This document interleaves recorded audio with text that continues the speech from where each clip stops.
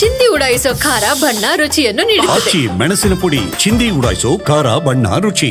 ರಾಜ್ಯದಲ್ಲಿ ಜಾತಿ ಗಣತಿ ಜ್ವಾಲೆ ಧಗಧಗಿಸತೊಡಗಿದೆ. ಒಕ್ಕಲಿಗರ ಸಂಘ ಅಂತೂ ಸಿಡಿದೆದ್ದಿದೆ.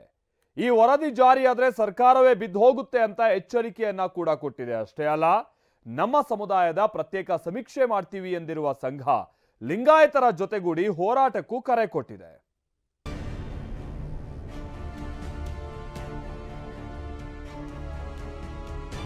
ಜಾತಿ ಗಣತಿ ವರದಿ ವಿರುದ್ಧ ತಿರುಗಿ ಬಿದ್ದ ಒಕ್ಕಲಿಗ ಸಮುದಾಯ. ಯಾವುದೇ ಕಾರಣಕ್ಕೂ ಇದನ್ನ ಜಾರಿ ತರಬಾರದು. ವರದಿ ಜಾರಿ ಮಾಡಿದ್ರೆ ಈ ಸರ್ಕಾರ ಬೀಳುತ್ತೆ ಅಂತ ಎಚ್ಚರಿಕೆ. ಹೌದು, ಈ ಏನಾದ್ರು ವರದಿ ಜಾರಿ ಮಾಡಿದ್ರೆ ಈ ಸರ್ಕಾರ ಬಿದ್ದೇ ಬೀಳುತ್ತೆ. ಜಾತಿ ಗಣತಿ ವಿರುದ್ಧ ದಿನದಿನಕ್ಕೂ ಆಕ್ರೋಶದ ಜ್ವಾಲೆ ಭುಗಿಲೇಳ್ತಿದೆ. ಇದರ ವಿರುದ್ಧ ರಾಜ್ಯದ ಪ್ರಬಲ ಸಮುದಾಯಗಳಾದ ವೀರಶೈವ ಲಿಂಗಾಯತ ಮತ್ತು ಒಕ್ಕಲಿಗ ಸಮುದಾಯ ಸಿಡಿದೆದ್ದಿದೆ. ಜಾತಿ ಗಣತಿಗೆ ವಿರೋಧಿಸಲು ಒಕ್ಕಲಿಗರ ಸಂಘ ಇಂದು ಮಹತ್ವದ ಸಭೆ ನಡೆಸಿತ್ತು. ಸುದೀರ್ಘವಾಗಿ ನಡೆದ ಚರ್ಚೆಯಲ್ಲಿ ವರದಿಯನ್ನ ಸಂಪೂರ್ಣವಾಗಿ ತಿರಸ್ಕರಿಸುವುದು, ಹೋರಾಟಕ್ಕೆ ಕಾರ್ಯತಂತ್ರ ರೂಪಿಸುವ ಬಗ್ಗೆ ನಿರ್ಣಯ ಕೈಗೊಳ್ಳಲಾಯಿತು. ಸಭೆ ಬಳಿಕ ಮಾತನಾಡಿದ ಒಕ್ಕಲಿಗರ ಸಂಘದ ಅಧ್ಯಕ್ಷ ಕೆಂಚಪ್ಪ ಗೌಡ, ಜಾತಿ ಗಣತಿ ವರದಿ ಜಾರಿಯಾದರೆ ಒಕ್ಕಲಿಗ ಸಮುದಾಯಕ್ಕೆ ಅನ್ಯಾಯವಾಗಲಿದೆ. 224 ಕ್ಷೇತ್ರದಲ್ಲಿ ನಮ್ಮ ಸಂಖ್ಯಾಬಲ ಕೇವಲ 61 ಲಕ್ಷ ಮಾತ್ರನಾ ಅಂತ ಕಿಡಿಕಾರಿದ್ರು. ಏನಿವತ್ತು ರಾಜ್ಯ ಸರ್ಕಾರದ ವಿರುದ್ಧ ನಾವು ರಾಜ್ಯಾದ್ಯಂತ ಎಲ್ಲ ಒಕ್ಕಲಿಗರು, ರೈತರಿಂದ ಹಿಡಿದು ಪ್ರತಿಯೊಬ್ಬ ವ್ಯಾಪಾರಸ್ಥರಿಂದ ಹಿಡಿದು ಪ್ರತಿಯೊಬ್ಬ ಅಧಿಕಾರಿಗಳಿಂದ ಹಿಡಿದು ಎಲ್ರಿಗೂ ಕೂಡ ಇದ್ರ ಬಗ್ಗೆ ತುಂಬ ಬೇಜಾರಾಗಿದೆ.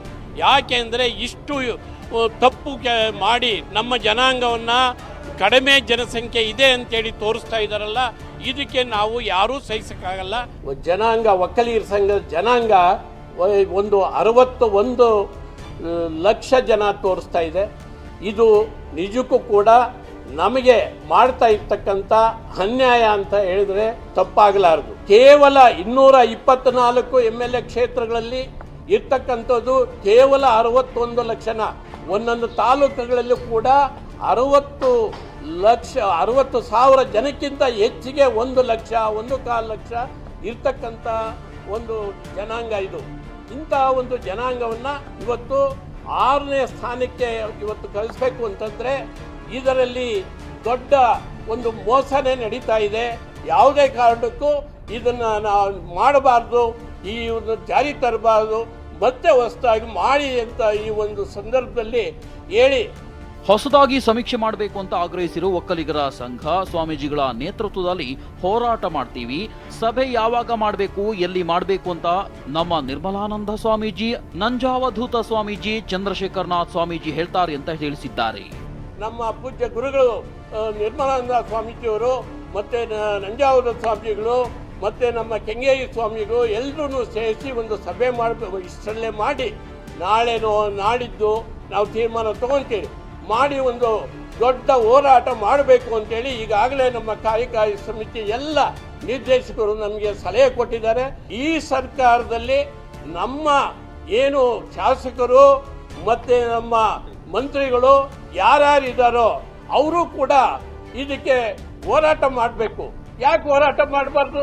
ನೀವು ಜನಾಂಗದ ಸಹಾಯ ಪಡ್ಕೊಂಡಿಲ್ವಾ? ಜನಾಂಗ ನಿಮಗೆ ಸಹಾಯ ಮಾಡಿಲ್ವಾ? ಹಾಗಾದರೆ ಜನಾಂಗಕ್ಕೆ ತೊಂದರೆ ಆಗುವಂಥ ಸಂದರ್ಭದಲ್ಲಿ ನೀವು ಯಾತಕ್ಕೆ ನೀವು ಸುಮ್ಮನೆ ಕೂತಿರ್ತೀರಿ? ಎದ್ದು ಬನ್ನಿ, ನಿಮ್ಮನ್ನು ಮತ್ತೆ ಇನ್ನೊಂದು ಸಾರಿ ನಾವು ಮಂತ್ರಿಗಳು ಮಾಡ್ತೀರಿ, ಶಾಸಕರು ಮಾಡ್ತೀರಿ. ಕರ್ನಾಟಕ ಬಂದ್ ಆಗುವ ರೀತಿಯಲ್ಲಿ ಹೋರಾಟ ಮಾಡ್ತೀವಿ. ವೀರಶೈವ ಲಿಂಗಾಯತ ಸಮುದಾಯವನ್ನು ಕರೆಯುತ್ತೇವೆ. ಜಾತಿ ಗಣತಿ ವಿರುದ್ಧ ಕರ್ನಾಟಕ ಬಂದ್ ಆಗುವ ರೀತಿಯಲ್ಲಿ ಹೋರಾಟ ಮಾಡ್ತೀವಿ ಎಂದಿರುವ ಒಕ್ಕಲಿಗರ ಸಂಘ ವೀರಶೈವ ಲಿಂಗಾಯತ ಸಮುದಾಯ ಬ್ರಾಹ್ಮಣರನ್ನ ಕರೆದು ಒಟ್ಟಾಗಿ ಹೋರಾಡ್ತೇವೆ.